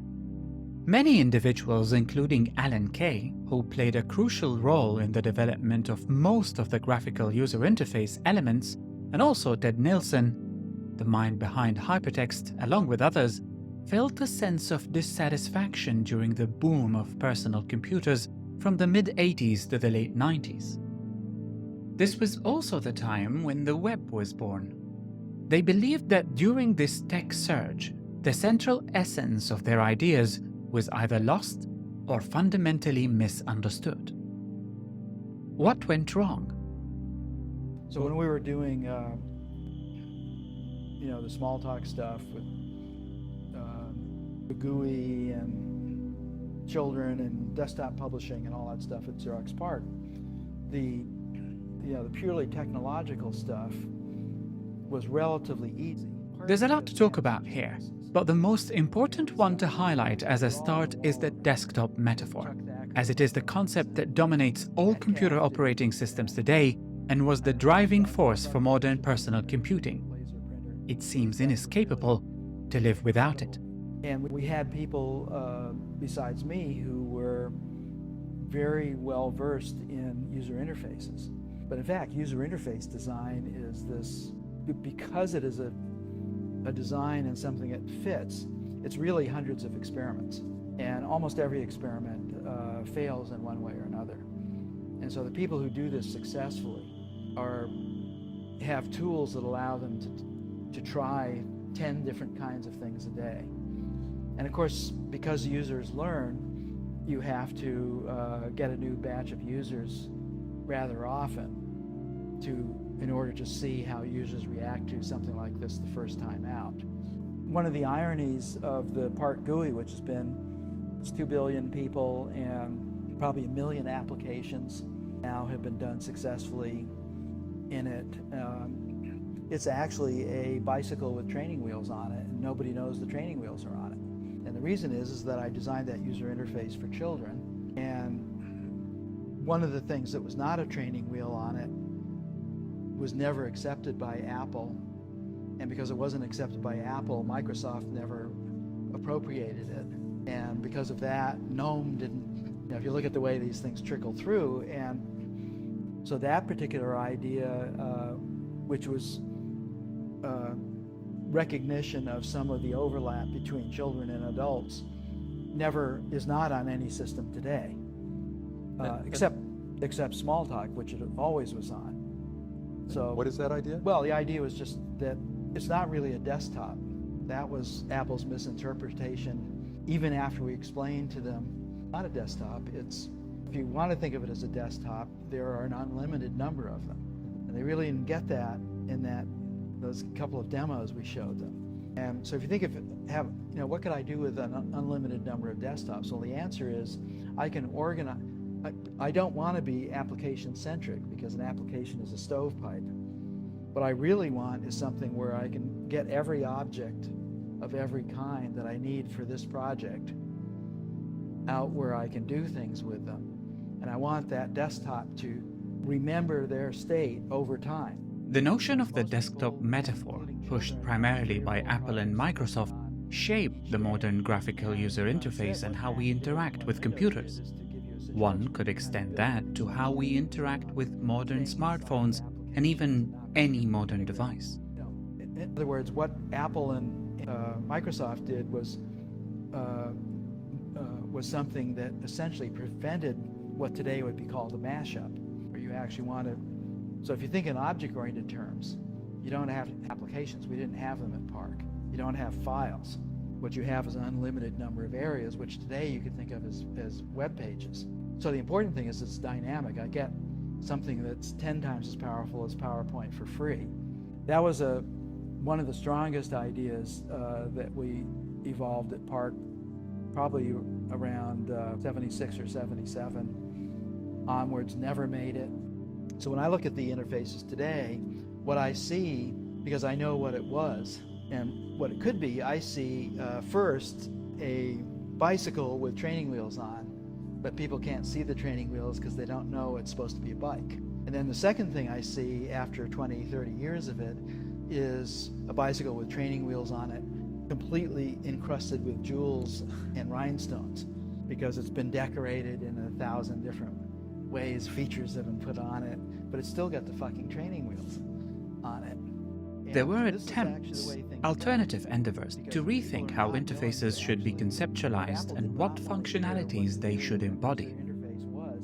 Even after I was there for One such attempt was the Canon Cat, launched in 1987 under the leadership of engineer and designer Jeff Raskin, who initially spearheaded the Macintosh project at Apple prior to Steve Jobs' takeover. The Canon Cat was distinctive for its text user interface. You see, the use of the term graphical user interface is a bit misleading, as we established that it's all appearing on a screen. All interfaces are graphical. The dominance of the term graphical user interface was mainly political, pushed by companies. The Canon Cat initially avoided pointers, icons, or graphics altogether. It represented all data as an elongated stream of text segments into various pages. Contrary to employing a conventional command line interface or menu system, the Cat utilized a unique keyboard. Additionally, special leap keys were integrated, enabling incremental text search when held down. Despite its text-centric interface, the Canon Cat was notably more powerful than a Mac and encapsulated innovative ideas for data manipulation. Commercially, the Canon Cat failed. The two leap keys are positioned beneath or alongside the spacebar, where they can be easily operated with the thumb. The thumbs are underutilized in typing, so using them for leap does not interfere with normal typing skills. While the leap key is held, typing causes the cursor to jump to the nearest instance of whatever the operator types. This happens in less than human reaction time, so that leaping feels instantaneous, even with text files the size of a novel or larger.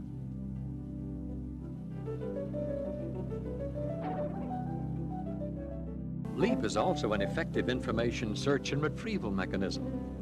Once the target of a cursor move is off-page, both mouse motion and cursor control keys require scroll bars or special commands.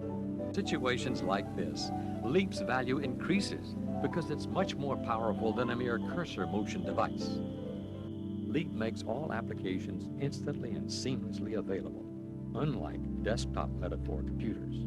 Leap can move you instantly between documents, databases, and spreadsheets, and back again without interrupting the flow of work. It's much faster and easier than opening and closing windows, looking up file names, and pulling down menus. In today's systems, each application is a separate world. With this new interface, the user never has to learn about applications, operating systems, or desktops. Most of Jeff Raskin's ideas were published in his famous book, The Humane Interface. That one idea that Steve Jobs was fascinated by is actually one of many, and even that idea was created for an entirely different reason at Parc. Another interesting approach to the user interface was the zooming or zoomable user interface, GUI. It allowed users to adjust the viewing scale to see more or less detail, and that will help navigating different commands in a bird's-eye view. Unlike traditional graphical user interfaces, where information is in windows, in a GUI, elements are on an infinite virtual desktop. Users can pan across and zoom into the surface to view objects closer. We might find that today in several brainstorming, design, and presentation apps like Miro, Figma, and Whimsical. But to this day, nothing is implemented on an OS level. Pad++ was a project from the New Mexico and New York universities in 1996. It featured a zoomable graphical sketchpad that were explored as an alternative to traditional window and icon-based interfaces. Mexico and New York University have been looking at alternatives to the Windows, icons, menus, and pointer, or WIMP interface metaphor that has become so prevalent. we have been exploring a novel user interface paradigm based on zooming.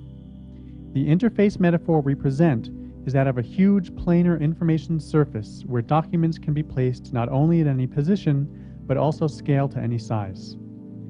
Zooming user interfaces, or GUIs, are exciting to us because they present a possible solution to problems that plague traditional Windows-based user interfaces. Scale provides a natural way to organize hierarchical information. One way of thinking about GUIs is that all the information you need is there if you look closely enough. To explore these kinds of interfaces, we built a zooming graphics engine called Pad++. This system is novel in that it brings together a unique combination of features and supports smoothly animated zooming of large datasets using off-the-shelf PC-class hardware. In this short video, we demonstrate Pad++ by showing some visualizations and application demos, including a drawing program, a World Wide Web graphical history map called PadPrints, and Gray Matters, a hypertext fiction centered on the human body. Now we are going to look at PadPrints, an application written with Pad++ that provides a graphical history mechanism for the World Wide Web. PadPrints keeps track of what pages you've looked at in your regular web browser. As you follow links, PadPrints builds up a tree that shows the structure of the portion of the web you visited. If you revisit a page, PadPrints highlights the page you're on, helping you to build an understanding of the web. And even way before that, during the 1970s, a more extensive interface was developed by the Architecture Machine Group at MIT. The interface incorporated various control mechanisms such as hand tracking, touchscreen functionality, joystick control, and voice commands, enabling the management of an endless expanse of projects, documents, contracts, videos, and interactive programs.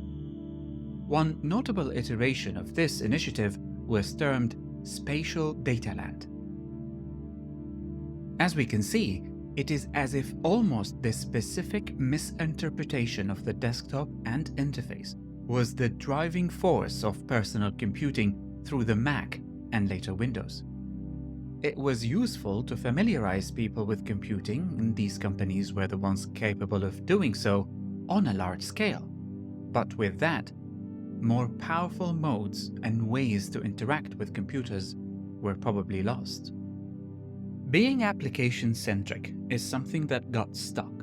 And it wasn't like computers weren't like that before, but with an easy-to-understand metaphor that in essence is an oversimplification, applications ended up being even more visibly isolated. Information got stuck between these walls that we call windows. The GUI that originated in Smalltalk wasn't exactly for that purpose. Ted Nilsson, the originator of the hypertext and linking between different documents, also expressed a series of critiques concerning the conventional GUI. But his perspective was actually a little bit different. He actually refused to call it that and prefers to call it the PUI, Parc User Interface. This is generally referred to as a graphical user interface, but there could be many other graphical user interfaces, so we will refer to it as the Parc User Interface. But it's much more than an interface. The PUI consists of a desktop, vertical, unlike worldly desktops, folders, in no way different from previous directories, a wastebasket, no way different from deletion of a file in Unix except delayed, and an icon language to represent the few operations that are allowed the user. What it is, we can think of the Parc User Interface as a graphical language that represents certain operations that were considered basic to native. Run a program, no data specified, run a program on specific data lump, kill the program, save the data lump, kill the data lump, and more. It is one of many possible graphic languages that would be isomorphic to these operations. The PUI meant that the computer was being reduced to office equipment, not the extension of possibilities and imagination that originally came with the raw computer. Most people don't understand the logic of the concept. WYSIWYG is based on printing the document out. Get means get when you print it out. And that means a metaphysical shift. A document can only consist of what can be printed. This refroze the computer document into a closed rectangular object which cannot be penetrated by outside markings, curtailing what you could do with paper. No marginal notes, no sticky notes, no crossouts, no insertions, no overlays, no highlighting. Paper under glass. This has deep roots in his fundamental disagreement with the way modern computers, influenced by the various visions at Parc, represent documents and in the interactions of computers altogether. The core of that is this paper-based paradigm. This tendency of the modern graphical interface to encapsulate all computer tasks within this paper-based world. Here we have a Xanadoc. Right now, it's disguised as plain text. But if we want to see connections, here they are. The ones outlined in blue are Xanalinks. They aren't just jump links, what other people call hyperlinks. I've called them jump links since before the web. You're jumping to you know not where. It's a diving board into darkness. Whereas Xanalinks visibly connect to other content with a visible bridge. The other documents open and I can scroll around in them. When I click, I close them again by clicking. This is, of course, only one possible interface. And there are some beauties you can look at Xanadu.com. Now, what about connection to sources? What we've got here outlined in orange is content brought in from elsewhere, but it's not just a pasted quotation, it's a live connection to the original. So if the reader wants to scroll around, see the original context, or read further beyond that quotation, it's right there. These are live quotes, or what we call transclusions. One interesting approach here is looking into virtualities. Virtualities means the potential to foster a conceptual structure and feel that paves the way for the creation of entirely novel contexts, objects, and actions.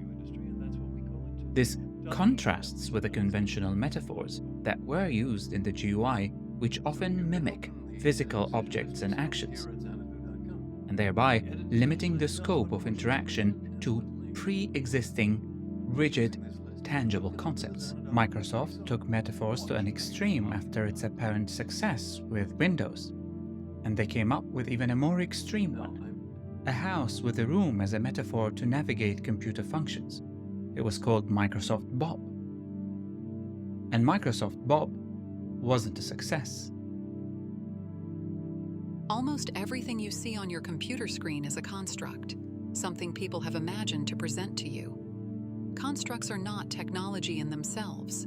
Today's constructs are more convoluted, but they are still imaginary concepts somebody built. Word processors, email, Windows, imaginary spaces, Facebook, movie editing systems, playlists, chat rooms, social spaces, or dungeons of many chambers to hold users. These are all constructs, not technology. Somebody made them up. Yes, there is technology underneath, but the idea generally comes first, and then people figure out mechanisms to make it work. Constructs become conventions as people get used to them. Note the received iron conventions of the computer world. Hierarchical files from the 1950s document as a long string or lump box of text characters, 1960s. The PUI hardly changed at all since Parc, 1974, and Macintosh, 1984. The conventions are frozen, with no innovations. For instance, nearly every clipboard implemented in the world still holds only one item. These are all constructs of the mind. The technology is just support. But that is the time where a different interpretation of the Xanadu was achieved. It was the web. The history of the web is not our focus topic here. But following the vision of Xanadu, there were different attempts and several early hypertext solutions, such as Neil Larson's Houdini. Essentially, the web works on a specific type of documents called HTML. The underpinnings of HTML draws on earlier efforts, such as SGML. Tim Berners-Lee, a physicist at CERN, introduced a proposal for what would later become the World Wide Web. In fact, what truly capsulated the web into the mainstream was the introduction of the Mosaic web browser, created by Mark Andreessen and Eric Bina. Mosaic integrated a user interface around Berners-Lee's document format, making the web more accessible and appealing to a wider audience. In a similar manner, these GUI elements that were part of the operating systems and their applications found their way to the web through mere duplication and continuation. The web also, inspired by Nilsson's hypertext concept, introduced hyperlinks in its own way. It was something that Nilsson wasn't very happy about. A similar problem happened with the web. Information were still stuck within documents, and there's no intrinsic way for them to talk to each other. There were attempts to mitigate that, mostly using APIs, which stands for Application Programming Interfaces. The story of Mozilla's Ubiquity project, led by Asa Raskin, Jeff Raskin's son, uncovers a touching segment in the ongoing tale of the web evolution and how attempts were made to mitigate that problem. Hello, my name is Asa Raskin. I'm head of user experience at Mozilla Labs, and I want to talk to you about the problem. The web is disconnected. Information and services are far apart. For instance, if I want to email a restaurant to a friend, well, I can't even add a map to my email.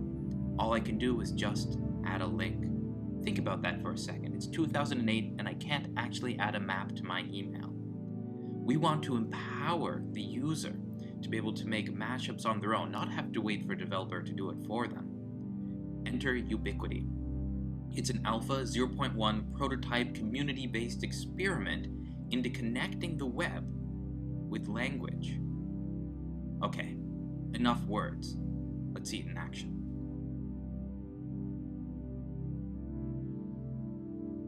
The problem with the way the web stands now is that I have to go to services to use them. What I'd really like to be able to do is have user-generated mashups that I care about where I care about them.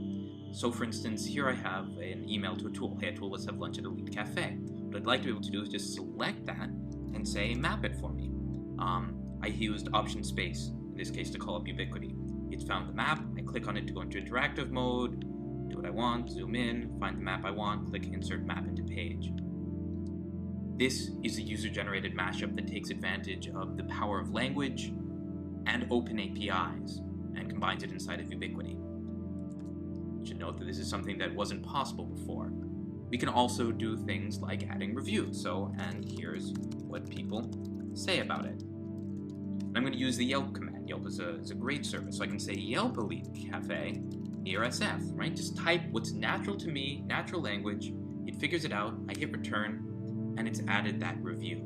However, the early 2010s saw a trend toward making these APIs more commercial and less accessible, symbolizing the web's slow drift from an open expanse to a more confined commercial territory.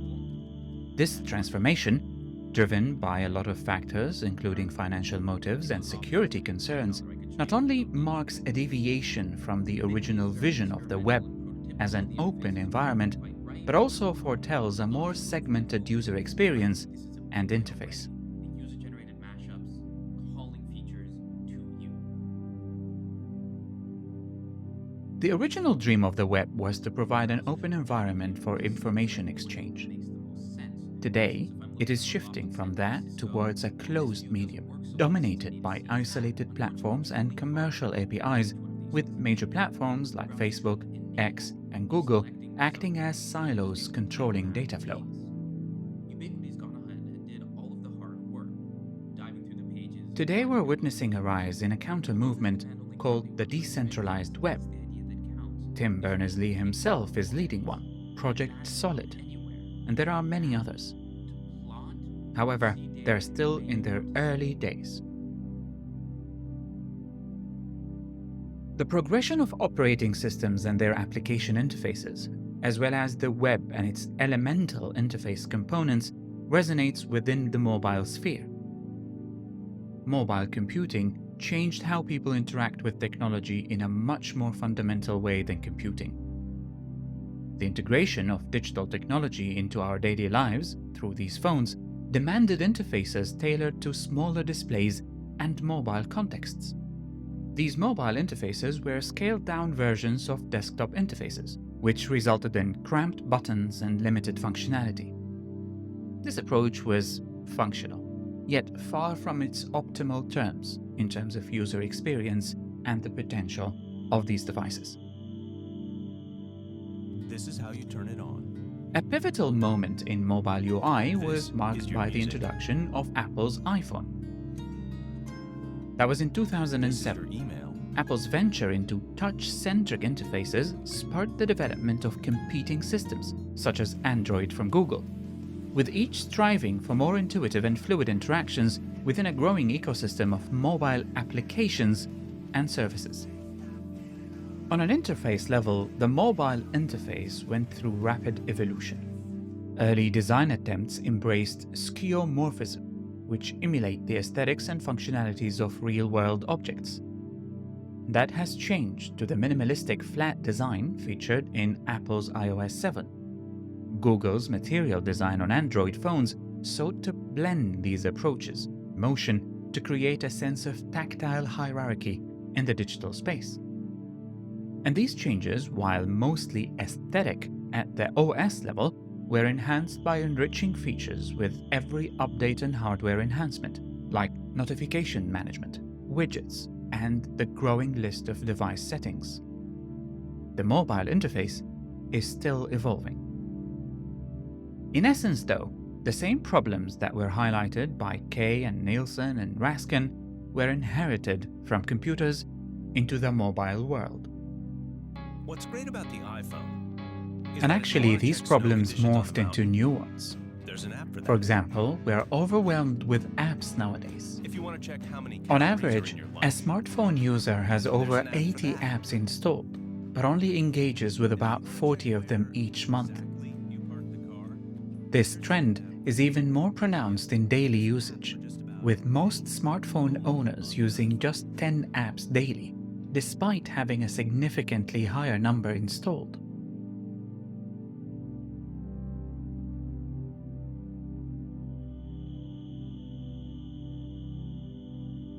When I started exploring the history of the GUI, I wasn't expecting most of what I found. And throughout this lengthy exploration, what is clear is that the evolution of the graphical user interface has been shaped by various ideas, conventions, and constructs, each emerging from distinct motivations and purposes. Central to this evolution were major influences like Apple under Steve Jobs and Microsoft under Bill Gates, which cumulatively shaped the digital landscape of today. And despite its commercial triumph, the GUI's roots trace back to a programming environment initially conceived for children. And combined with the huge potential of commercialization and corporate interests and preferences, this development occurred alongside a growing dependence on isolated computer and web applications and the tendency to merely digitize paper-based concepts without fully exploring their potential transformation in a digital world. At the end of all this, working on modern interfaces necessitates a fundamental re-evaluation of our interaction modalities with technology. And we are still in the nascent stages of the journey.